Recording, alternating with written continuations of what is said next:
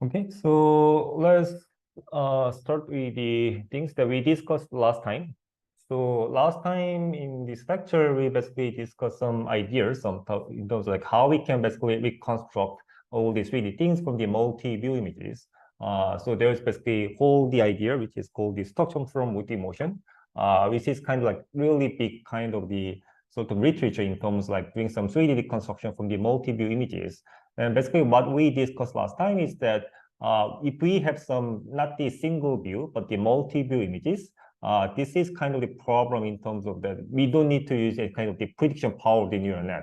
We can directly actually, estimate the 3D structure from the given the multi-view images. So here the idea is basically how we can basically do this kind of this 3D reconstruction from the multi-view images.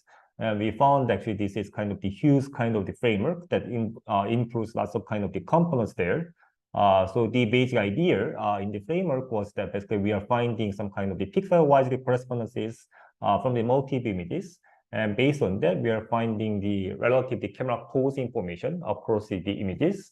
And then once we have the camera information for each of the images, then now we can shoot a ray for each of the pixel and see the intersection of the rays coming from all the corresponding points. Then that gives us basically the information about the 3D points. And then we are running the bundle the adjustment, which is basically jointly optimizing both the camera poses and also the 3D positions. So this is kind of the basic idea in terms of like making some building blocks of the structure from motion the pipeline. And what we discussed last time is basically some more the details in terms of like how we can basically estimate the relative the camera pose from the pixel-wise the correspondence information. Well, so for that, we basically discussed some kind of this, the basic idea for the camera model as well.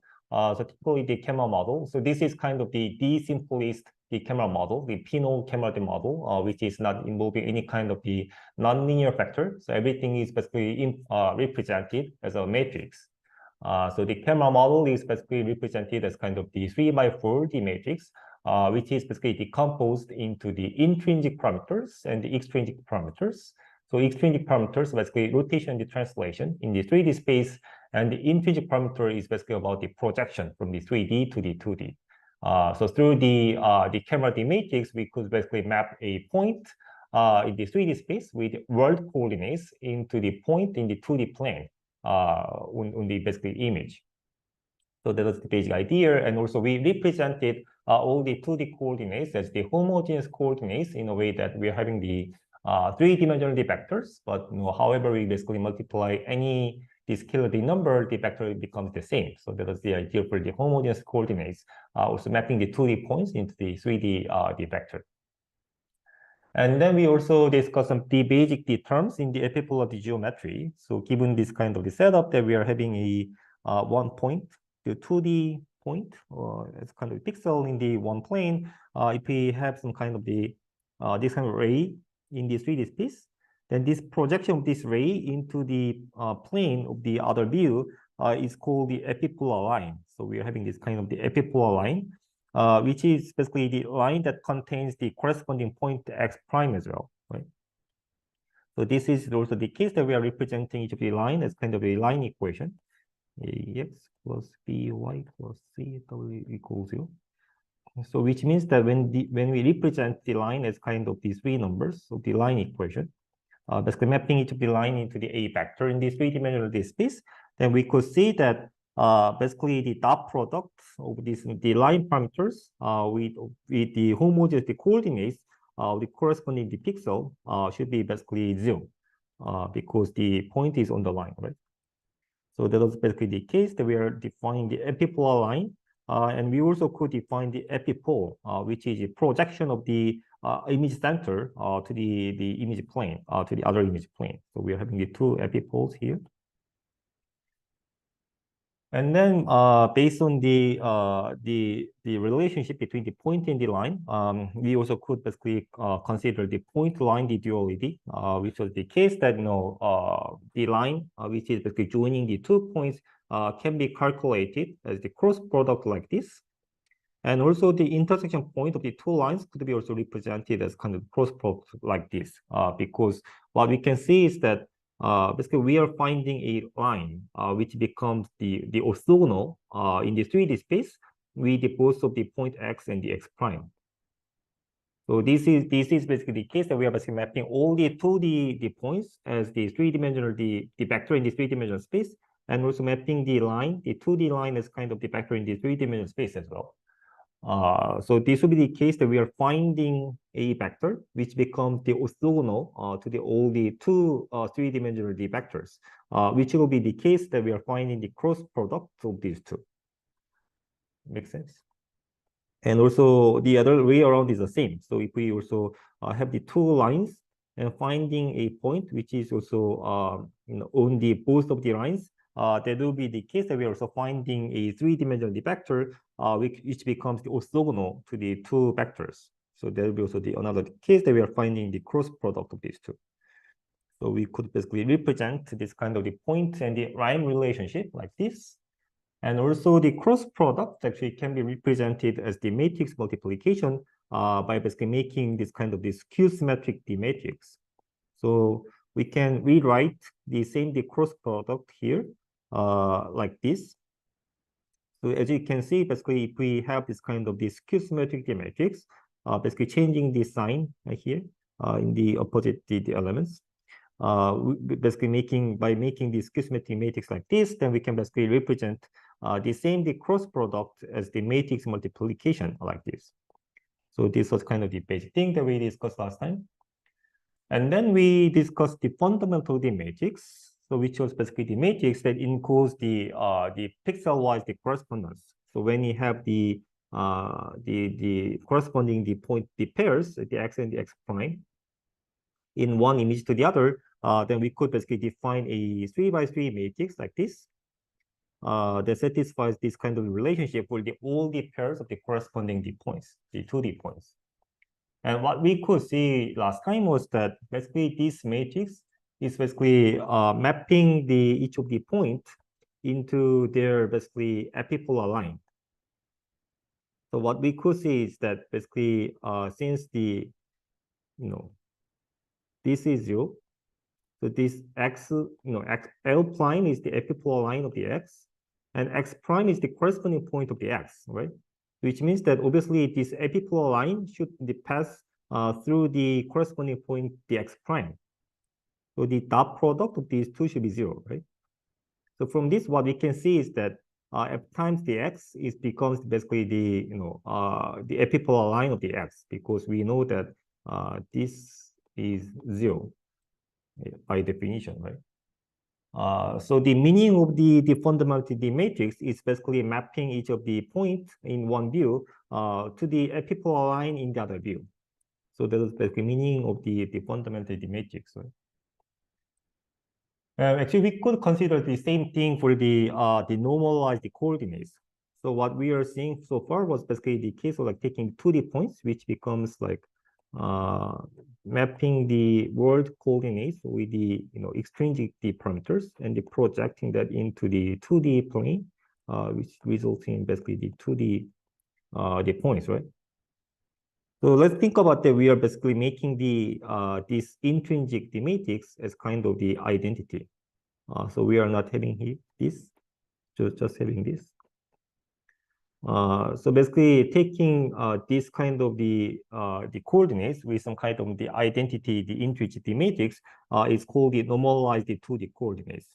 So which is basically taking the 2D coordinates in the camera the coordinates, right?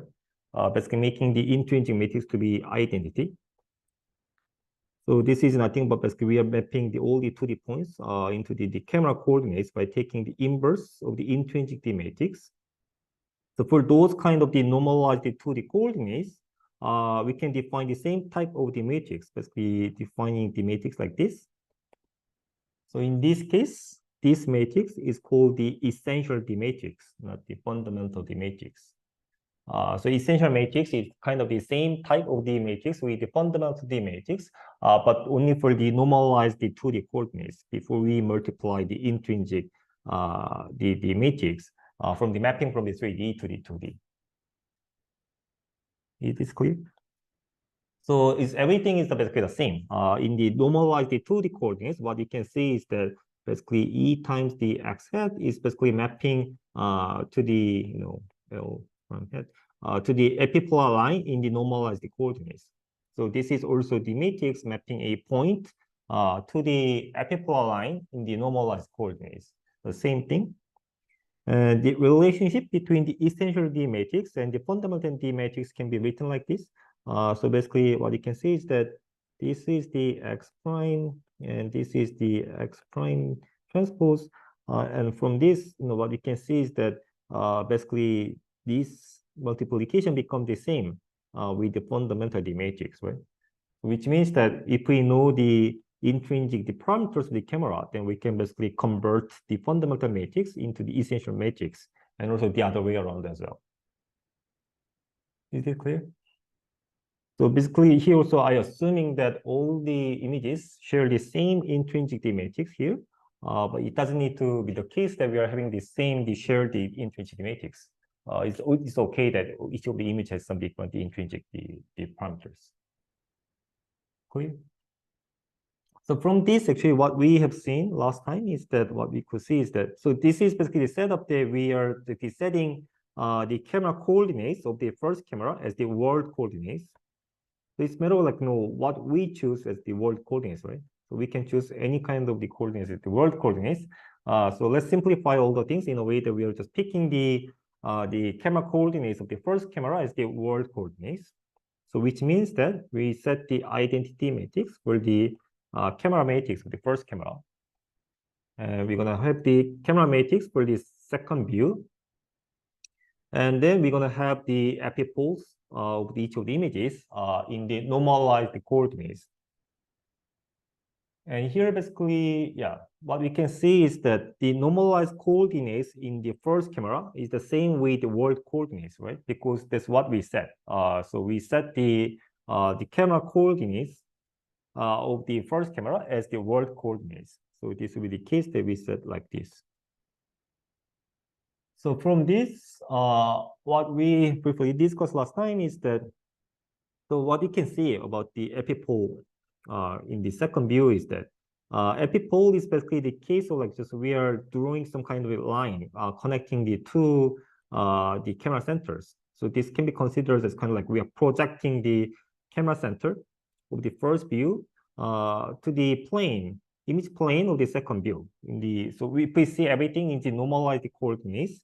So what we can see is that the camera center here, the first view is basically the origin because we set the first camera coordinates as kind of the world coordinates, and then we are mapping this to the second view. So we're gonna multiply the extrinsic matrix, and since everything is like now the normalized coordinates, the camera intrinsic matrix is basically identity, right? So what we can see is that the epipole in the second view can be computed as basically the multiplication, basically transforming the origin of the first view with the extrinsic parameters of the second view. So what we can see is that basically the epipole of the second view becomes the same with the translation, right? It's very obvious. And then from this, what we can see is that basically we know that this essential D matrix is mapping the normalized coordinates of the X here into the epipolar line in the normalized coordinates. So essential matrix is mapping a point into the epipolar line, and we know that this epipolar line is a line that is basically joining 2 points. One is the corresponding points of the X, and the other one is basically epipole, right? So yeah, by definition, so essential matrix was basically the matrix that maps each of the point to the epipolar line. And this is basically the line which is connecting the corresponding point of this point and the epipole is the same, the image plane. So this, right? So this is basically L hat plane. From the previous slide, basically what we can see is that this epipole is the same with the T prime here. And then we can find the corresponding point of the X hat by applying the camera D matrix of the second view.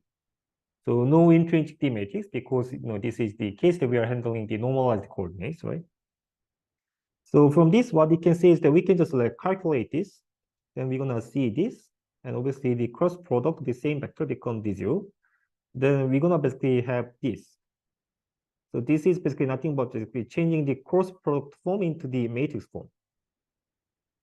So from this, basically this will be true for any kind of the arbitrary point at the x set. And from this, what we can see is that actually the essential the matrix of these kind of two the camera actually can be calculated like this. Making some kind of skew symmetric D matrix from the translation D factor multiplied by the rotation D matrix. So basically, in this way, we can see the relationship between the essential D matrix and the camera matrix of the second view. In the case that when you set the camera coordinates of the first camera as the world coordinates. Is this clear? Any question on this?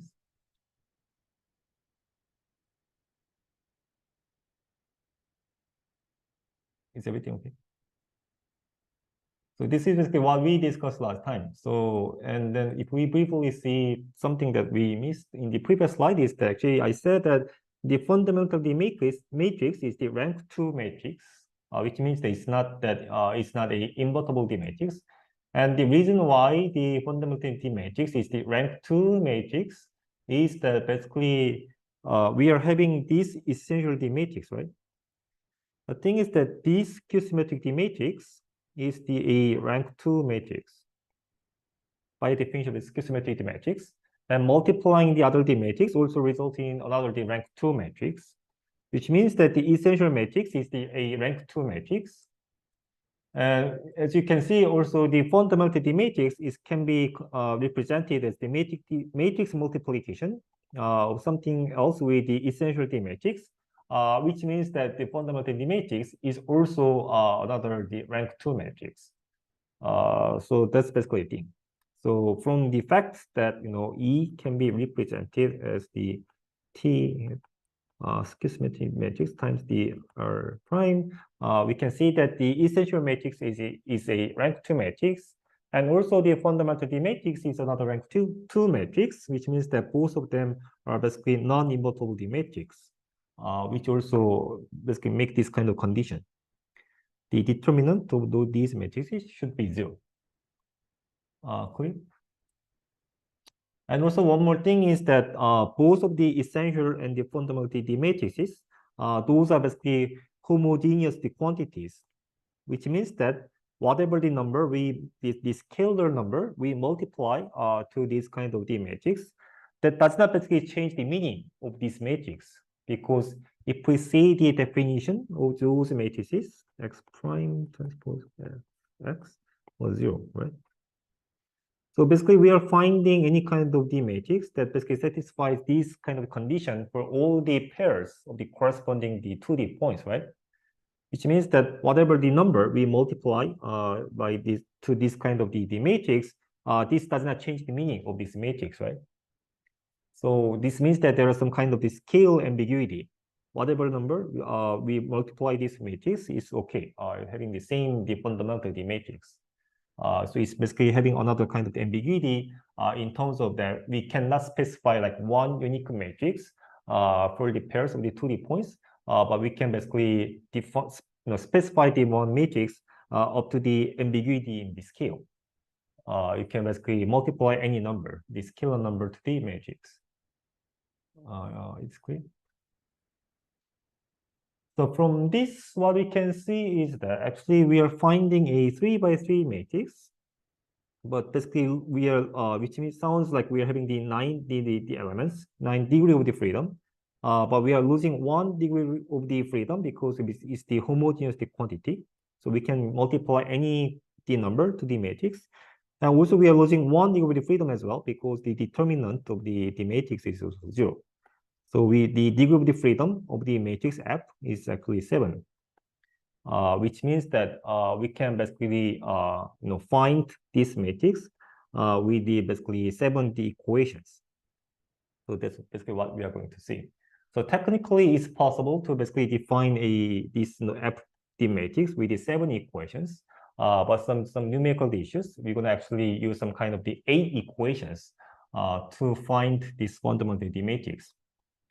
So basically, the reason why we discuss all the things is that what we are going to do is that from the 2 images, and also there are the pixel-wise correspondences, basically what we want to do is that when we set the camera D matrix of the first view as kind of the identity D matrix, we're gonna basically find the camera matrix of the second view. That's the final goal, right? Given the pixel-wise correspondence of the 2D images, when you set the camera coordinates of the first view as the identity, the kind of the matrix, we're gonna find the camera D matrix of the second view. So that's what we are going to do.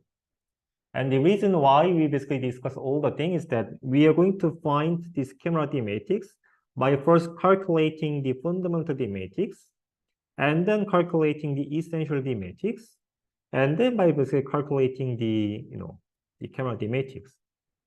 So that's what we are going to do. Okay. See, we have seen the relationship between the fundamental matrix and the essential D matrix, right? So in the previous slide. Yeah, we have seen this relationship. Sorry. From the F, we can calculate the E like this. So once we have the F, then from this F, we can calculate the essential D matrix, right? And if we have the essential D matrix, then, sorry, where is it?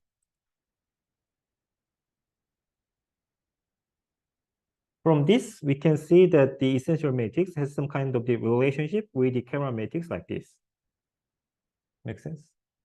So by utilizing all this kind of the relationship, what we are going to do is that we are going to first calculate the fundamental D matrix, and then essential D matrix, and then the camera D matrix.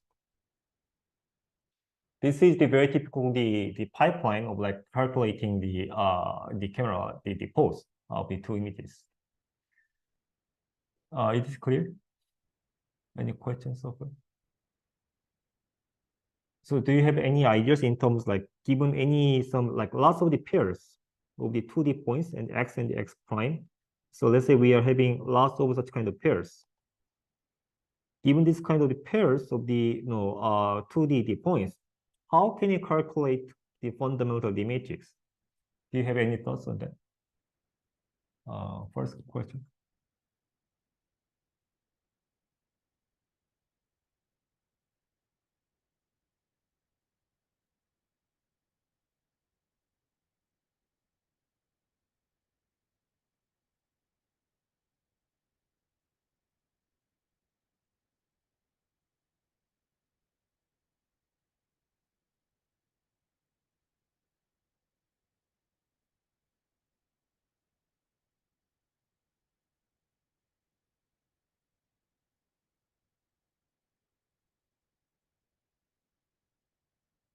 Yeah, so basically the idea is like somehow making this problem is kind of a sort of the least squared problem. So basically what we can do is that we know by definition that x prime transpose xi, this is 0, right? Which means that we can rewrite all the things in a way that we are having like xi prime, yi prime 1 times f11, f12, f13, da da da da da da, and xy1.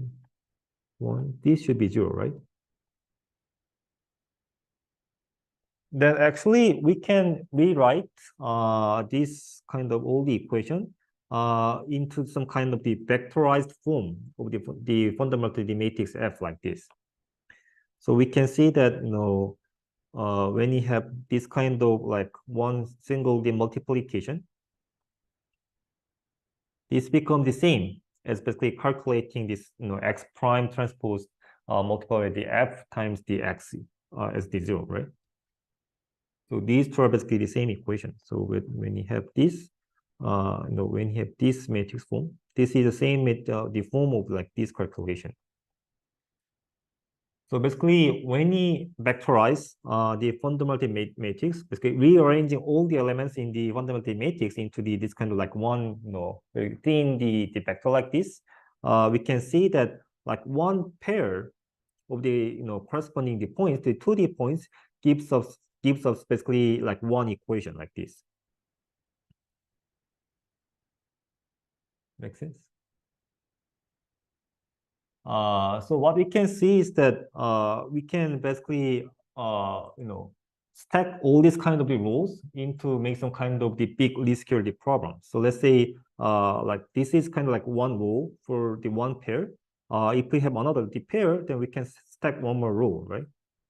And if we have another pair, then we can also stack one more the row.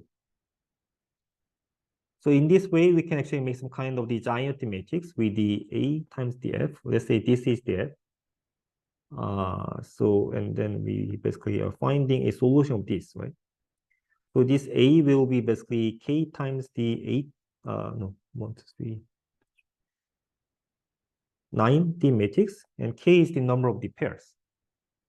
Makes sense? And we are basically finding the solution of this. So how can you find the solution of this? So basically, if the rank of this matrix is less than 9, basically if the rank of this matrix is the 8, there will be only one solution of this null vector. So we can basically not only one vector, but up to the scale the ambiguity. Still, we can basically multiply any number to this the F vector. But so we can just pick any vector that basically satisfies this, right? So basically, this means that if the rank of the A is basically less than the 9, then we can basically find any of the null vector of this matrix. So that will be the solution. But if we have more than the 8 the pairs of the points, then the rank of the A can be greater than 8. Right? And actually, what would be the case that the rank of the A matrix, the K times the 9, the side of the matrix has the rank which is greater than the 8. Do you have any thoughts on that? So technically, if we have some the perfect the correspondence of the points without any noise, then whatever the number of the pairs that we have, the rank of this matrix should not exceed the 8. In a way that we can find the solution of basically this equation.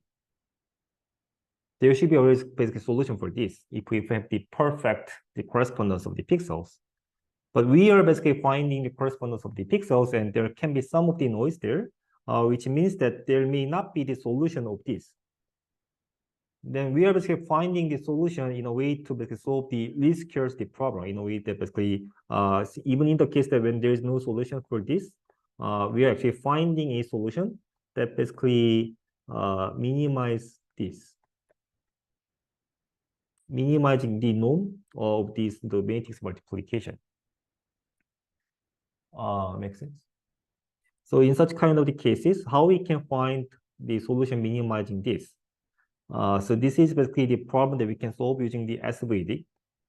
So we are not going to get into all the details, but if you took the linear algebra course, you might get some kind of idea how we can get this.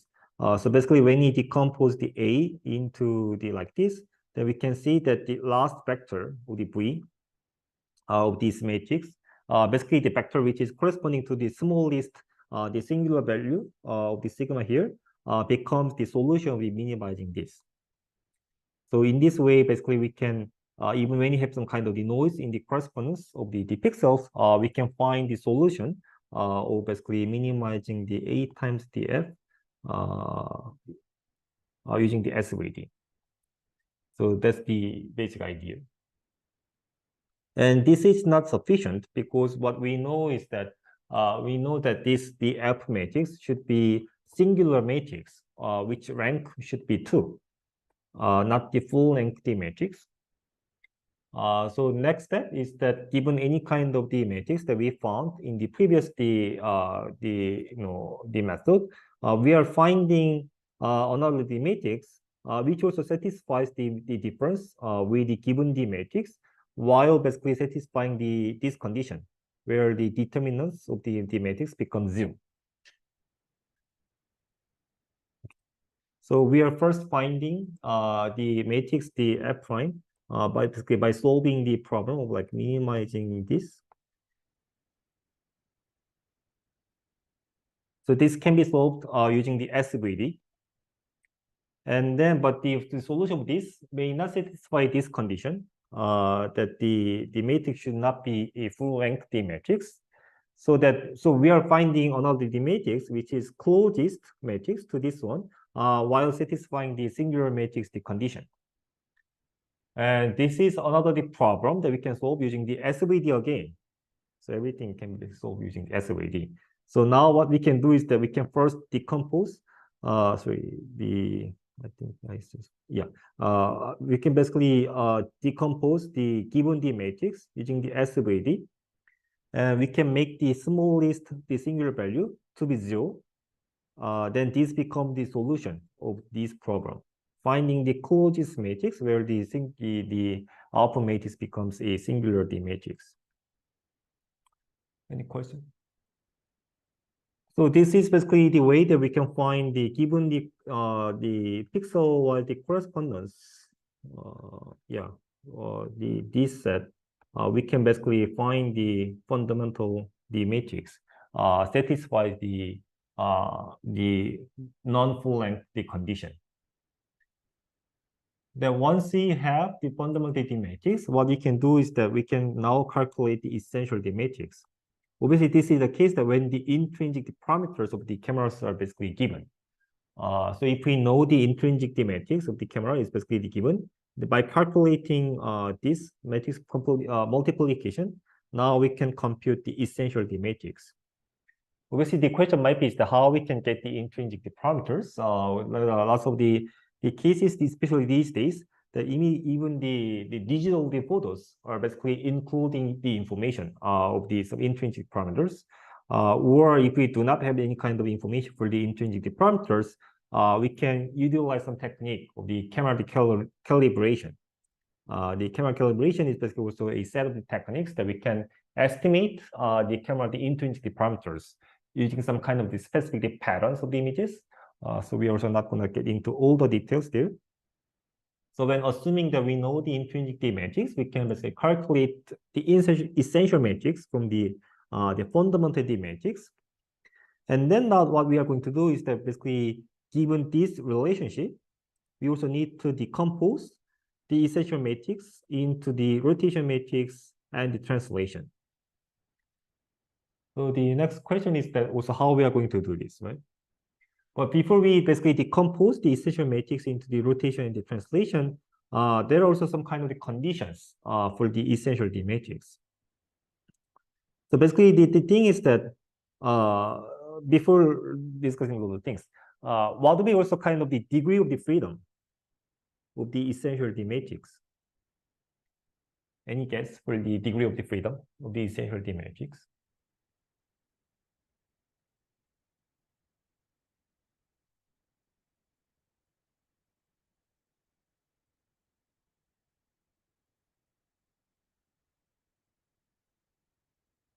So actually, it looks like 7 because the degree of freedom of the fundamental D matrix was 7, and it's just like the matrix multiplication of the fundamental D matrix with the camera intrinsic D parameters. But actually, the thing is that the intrinsic parameters also have some kind of specific structure. So actually, the degree of freedom of the essential D matrix is 5. Because also the other way we can see this is that the degree of the freedom of the translation is 3, right? And what's the degree of the freedom of the rotation D matrix? Is also 3, right? If you took the compact graphics or the compact vision courses, you see that actually the degree of freedom of the rotation is 3. Basically, with the Euler angles, we can basically represent all the 3D rotation with the 3 numbers, right? So degree of the freedom is the rotation is 3. So it looks like 3 plus 3, 6. 6 sounds like the degree of the freedom of the essential D matrix. but we are also losing 1 degree of the freedom because of the scale of the ambiguity. So that's basically why we are getting the degree of the freedom of the 5 for the essential D matrix. Which means that actually the essential D matrix also has some kind of the loss of the constraints that basically is making the matrix to lose some of the degree of the freedom. Actually, what we can quickly see is that if we see the SVD decomposition of this Q-symmetric D matrix, this Q-symmetric the SVD decomposition of this Q-symmetric D matrix has the form like this. And so, yeah. So this is basically the output of the SVD for this Q-symmetric D matrix, having the 2 equal the singular D values and 1 0 singular value here. And also, even when you multiply a rotation matrix, this Q-symmetric D matrix, the SVD decomposition should be the same. So we also need to have a essential matrix that basically has this form. Basically, when you decompose the essential D matrix like this, we also should have this kind of the decomposition, the outputs. So which means that we also need to find some kind of the another D matrix from the given D matrix, which is coming from the fundamental D matrix, which minimizing the difference while also satisfying the condition that the SVD decomposition of this should be basically has this form.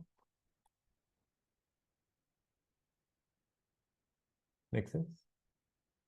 So we can also find this kind of the form basically by decomposing the given D matrix and making the singular value to be 0, and then basically making the 2 singular values to be the same by finding some kind of the the value which is making some minimal distance with the given the singular values.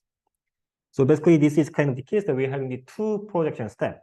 We are first finding from the pixel of the pairs, we are finding the fundamental D matrix, and then we are basically projecting this to D matrix, which has the 7 degree of freedom. And then from this, we are also computing the essential D matrix.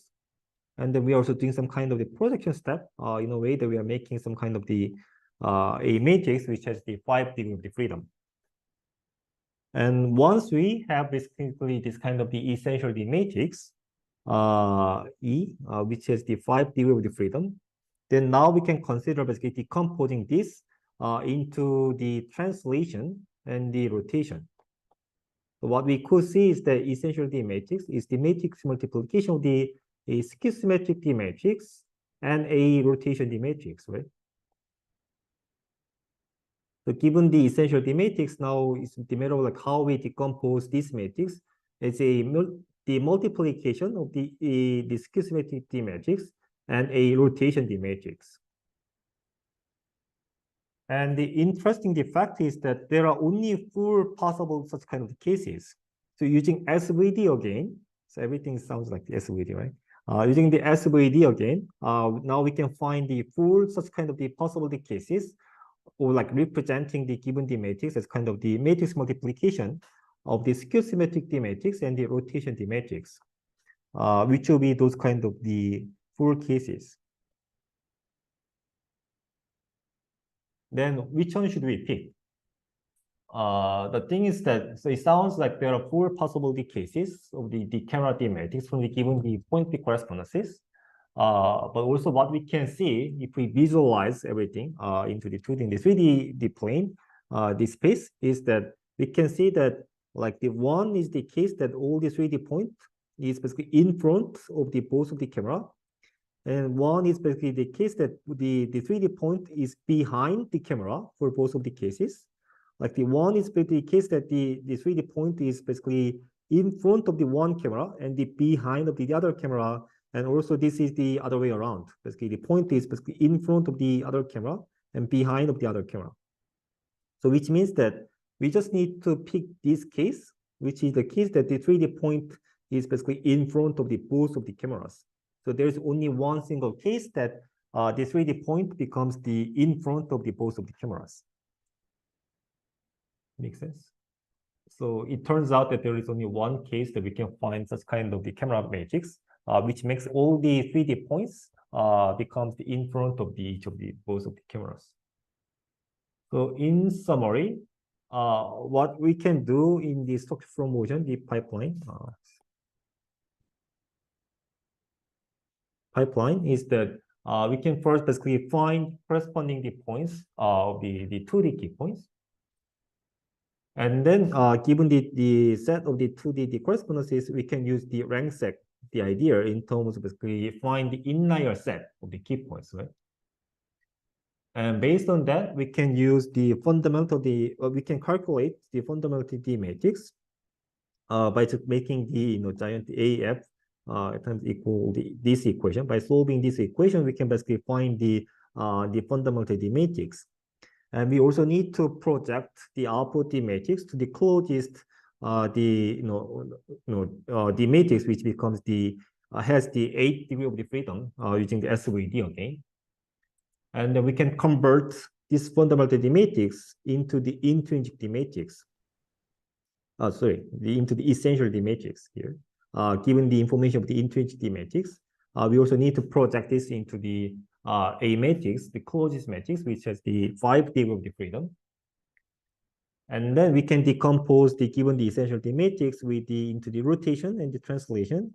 And you're gonna have the 4 such kind of the possibility decompositions. Then we can just pick one of them, which has all these 3D points in front of the camera. So this is kind of the full pipeline. That sounds a bit like complicated, but if you actually start to implement all the things, you'll see that especially these 3, 4, 5, those kind of things are just like one line of the code using the NumPy or the PyTorch. So actually the implementation would be quite straightforward. There are lots of the details in terms of like how we basically achieve some kind of the numerical stability. So if you are interested in some more the details, I also recommend you to check out the textbook called the Multi-View Geometry. This textbook basically describes all the details about the multi-view, the epipolar geometry kind of things. And those are really topics that we can actually discuss over the entire semester. Any questions on this?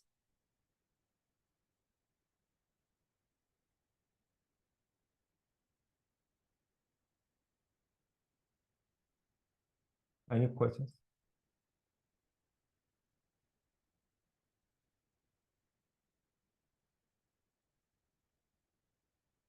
No question.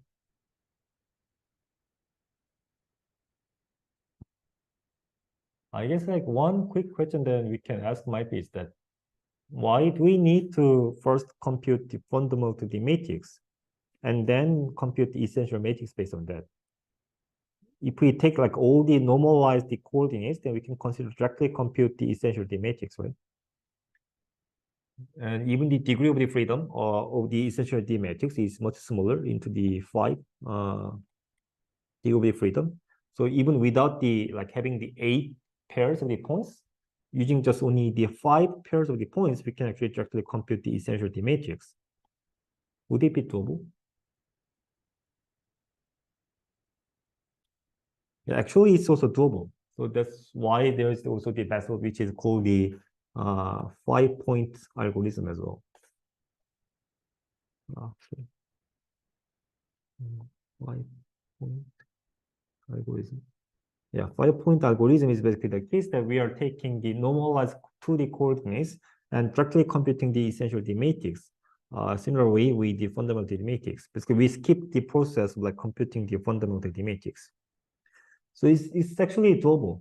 But there are actually some more numerical issues in terms of getting some accurate the essential D matrix.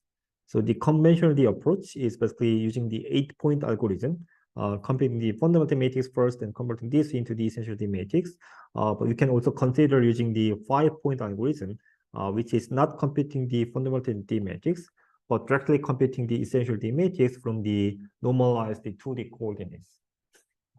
So that's the another direction that we can do the same thing. Any other questions?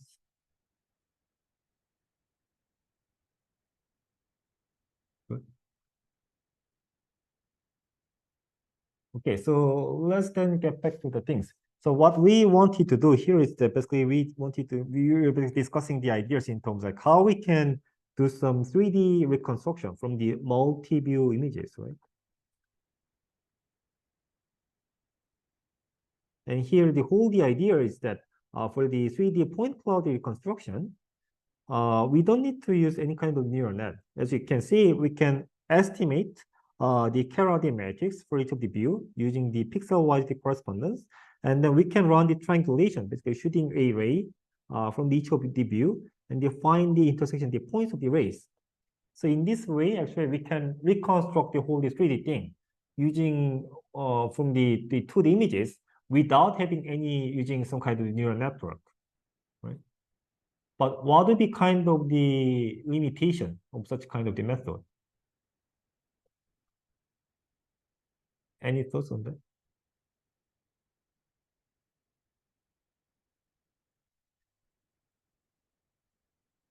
I mean, there can be lots of the issues with this, but in terms of like reconstructing the 3D, uh, what would be kind of the limitations of like this approach?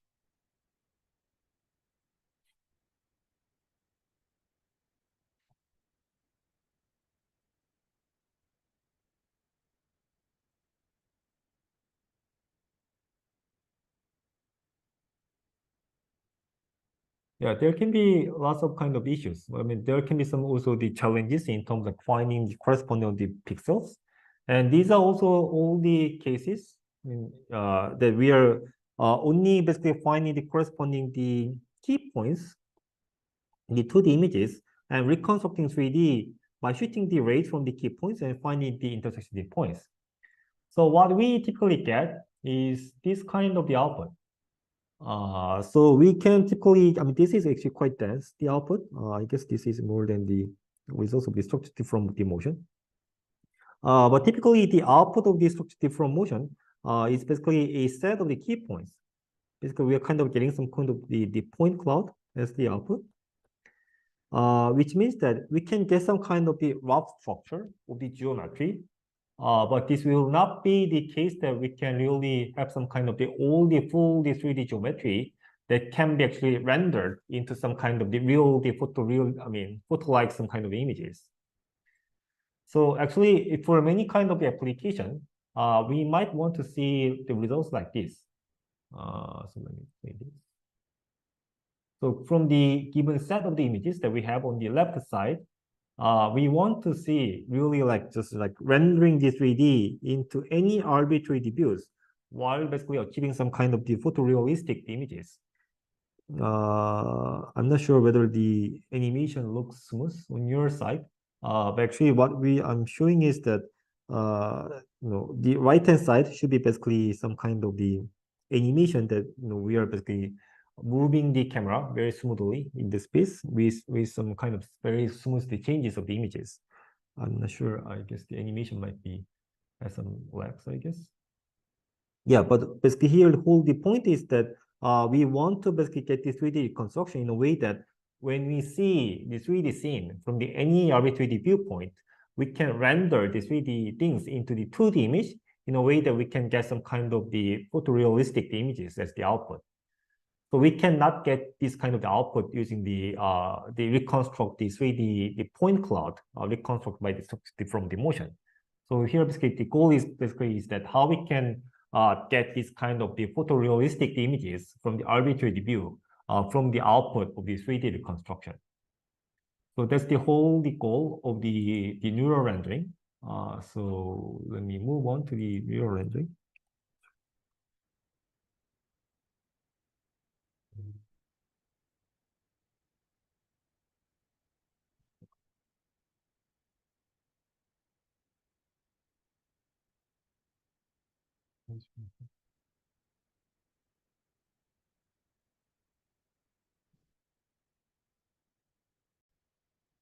Can everyone see my screen?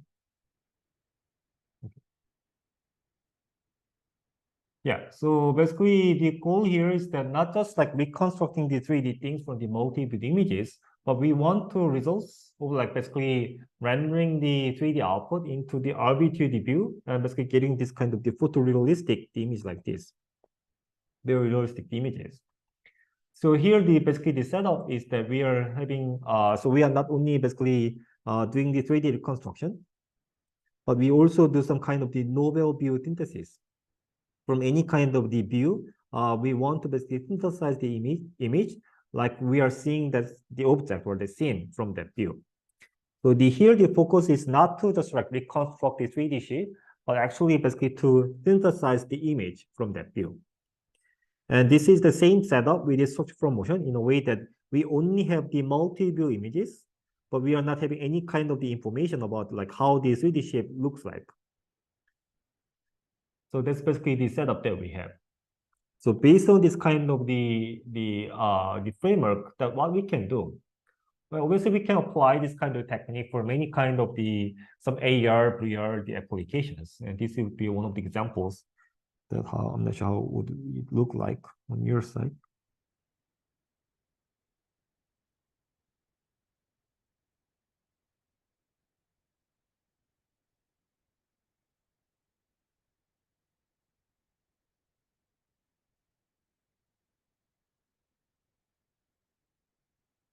Yeah, so to basically to make this kind of some interaction between some virtual objects and the real objects, we also need to not only getting some kind of some geometry information, but we also we should be able to basically render all the things from any arbitrary views. So basically that's kind of one of the applications that we can see as the kind of neural rendering the techniques. And also we can obviously scan every 3D object or 3D scenes, and then basically reconstruct whole things into the 3D shapes like this, in a way that we can render them from any arbitrary views, while basically achieving some very realistic images like this. So here the whole setup is that we are having some kind of, we are making basically a neural network for this. So what sort of neural net we're gonna make is that we are going to basically have the neural net, which takes the camera D matrix as the input. And for each of the view, we are basically making the realistic image from that view. And what we have is that we are basically having this kind of the pair of this kind of the camera D matrix and the image from that view. In our training time, we are basically having the pairs of the input and the output. And the input is basically the camera D matrix, and the output is basically the image from that view. And we are training the neural net with the loss function, which is basically minimizing the difference with the rendered image and the ground truth image that we have from that view. Make sense? So this will be the setup that we are training the neural net from one scene. For each of the one scene, we are having the bunch of the pairs of the input and the output, and the input is the camera D matrix, and the output would be basically the image from that view. And then we are basically minimizing the difference between the image that we are generating using the neural net with the ground truth the image from that view, right?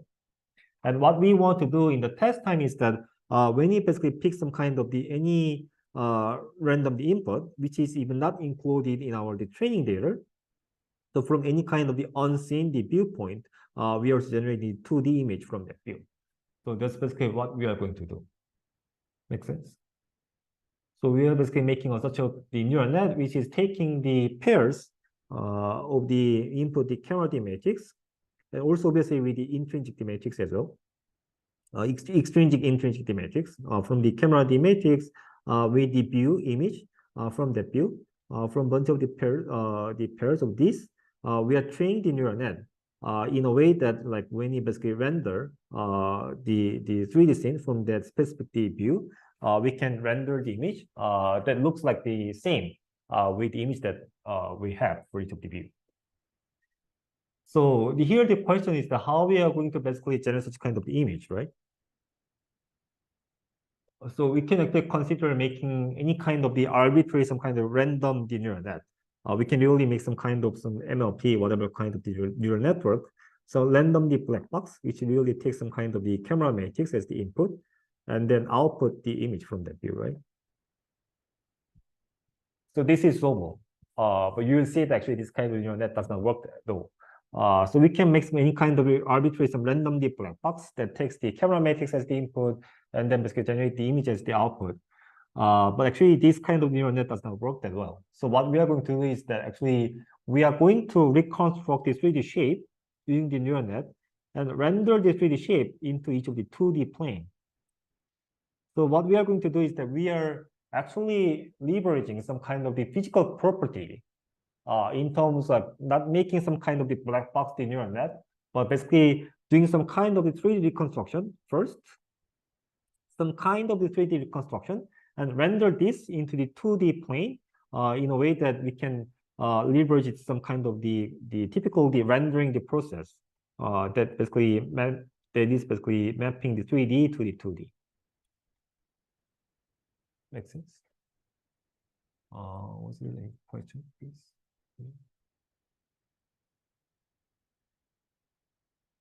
Any question on this? I think I've seen some question. So if you have any question, please send a message to me. Yeah, so that's basically what we are going to do. And for that, basically, we can, so what is basically the idea that we can render the 3D shape into the 2D images. So if you took the computer graphics course, you will know that there are some two conventional ways for that. Do you have any ideas, like what would be some the typical rendering techniques? Anyone who took the computer graphics course before?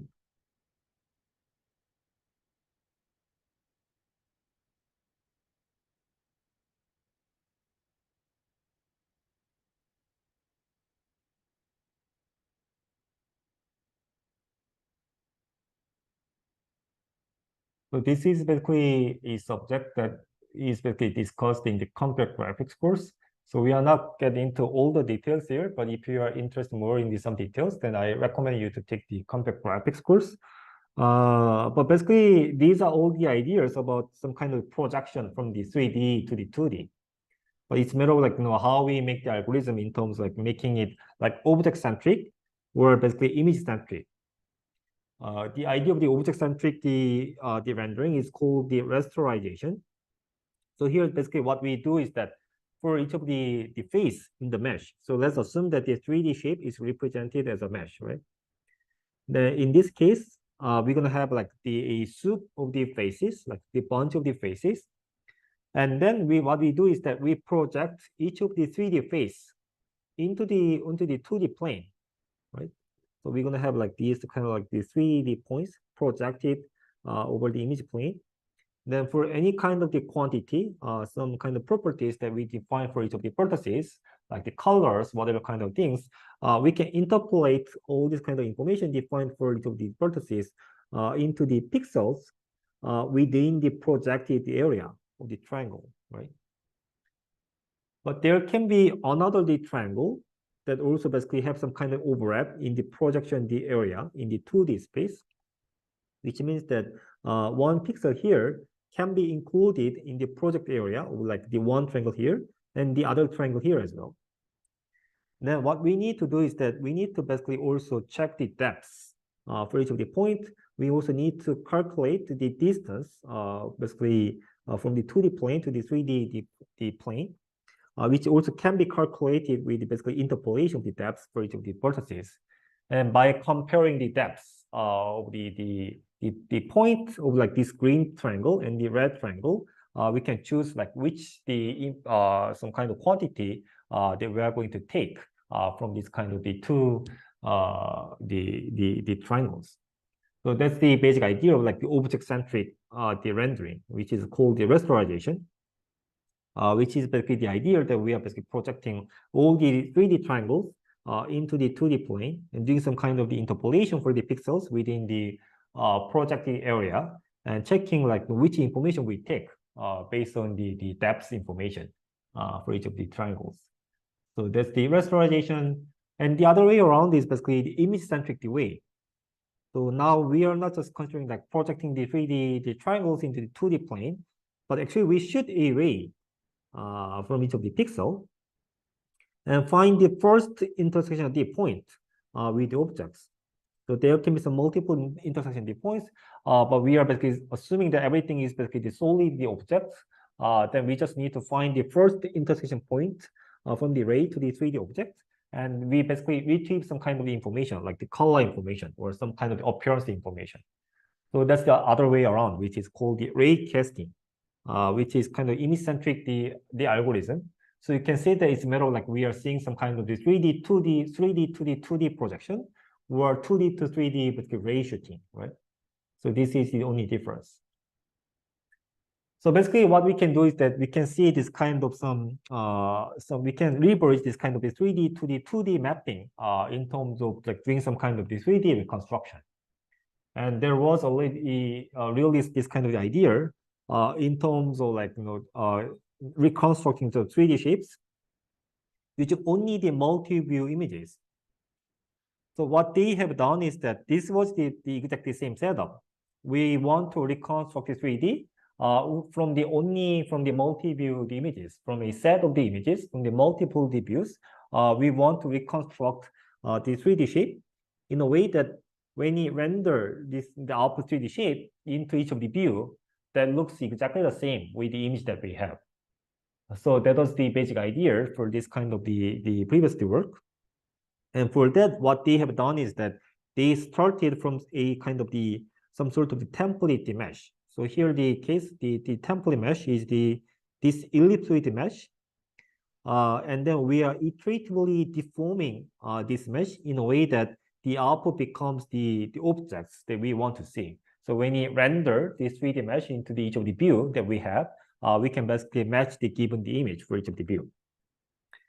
So this is basically doable the idea. We can really try this. What would be kind of a limitation of like this kind of the idea? Question?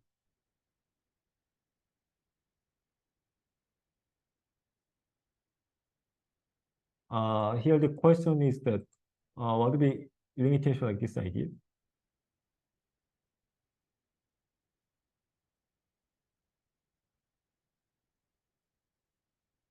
So let's see this specific idea. So this was the case that we start from some very complete, like the mesh, the template mesh, which is the ellipsoid mesh, and we are progressively basically deforming this mesh in a way that when we render this mesh into each of the view, the image basically it can match the image that we have, right? For those kind of cases, what would be kind of the limitations?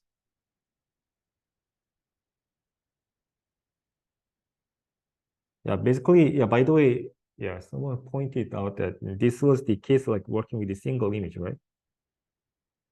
Yeah.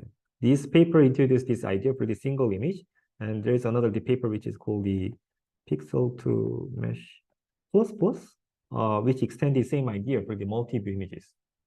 And also the same idea has been used multiple times to reconstruct 3D things from the multi-view images.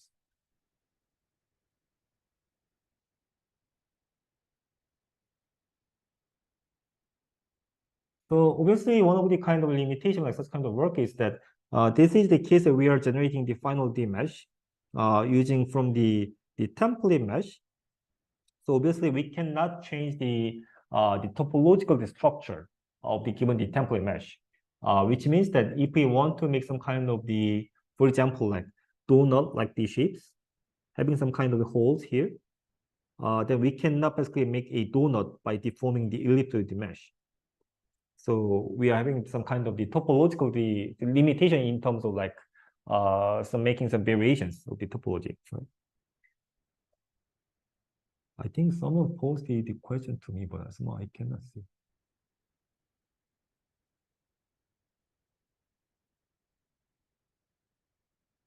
Oh, so if you sending a message to me, actually I'm also using the iPad, so there might be two accounts of me myself.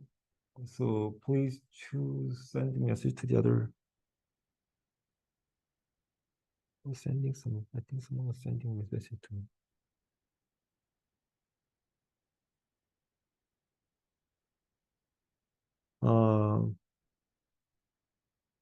So yeah, here the question is that what if we had a different topology, more holes than the ellipse cannot represent? What if we had a different topology, more holes than the ellipse cannot represent? Yeah, obviously, we cannot only represent we can only represent the 3D shapes that has the same topology with the ellipsoid mesh here. So everything should be basically this pure topology shape without having any holes. So that's kind of the like one limitation like this approach. The other question is that would we need to query the neural network every time we want to render a new scene? We should probably not be able to have real-time views using. Well, yeah. So that's also the thing. So if we use the neural net for the things, it depends on like how we define the rendering the process. So if we can use some the classical rendering the pipeline, that will be really the case that we are doing some kind of a 3D reconstruction. But if we also involve the neural net in the rendering the process, then every time when we render the 3D object into the 2D images, we also need to run the forward process of the neural net. That will result in also the loss of the computation time. So that's actually one of the issues that we also need to discuss for the later the parts of the neural rendering. So this is basically the kind of limitation here. So basically, when you have this kind of the pipeline, there is basically some kind of the scope of the shapes that we can generate because all the output shapes should have the same topological structure with the template mesh. But if we also have, as we have discussed in the previous lectures, if we want to make some kind of the a mesh with the arbitrary topology, we know that that's very challenging problem, right?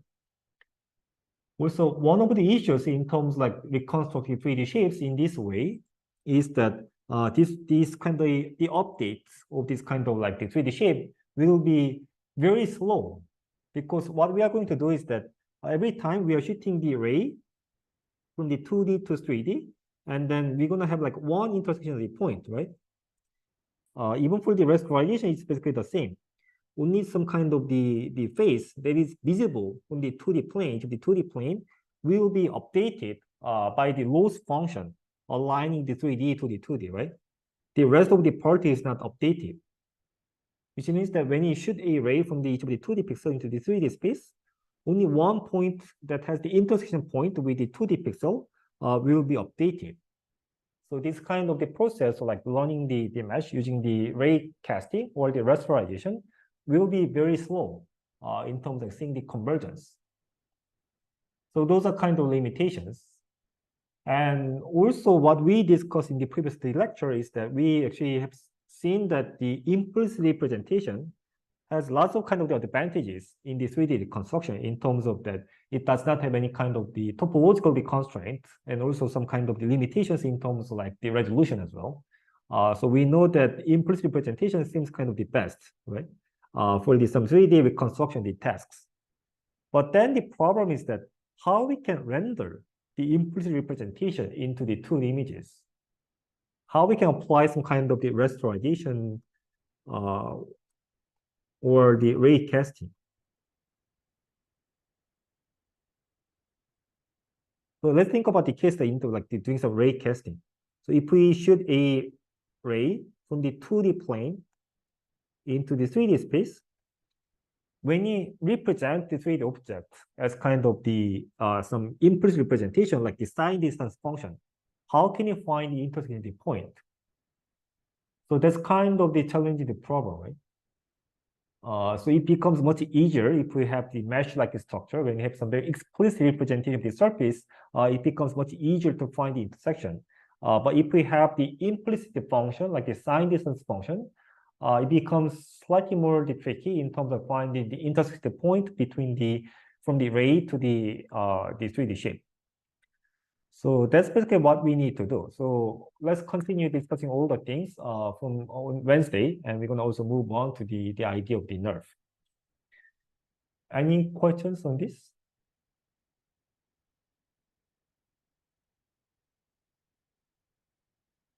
Okay, so we're gonna discuss the nerve and also finish the discussion of the nerve on Wednesday. So I will see you on Wednesday. Bye.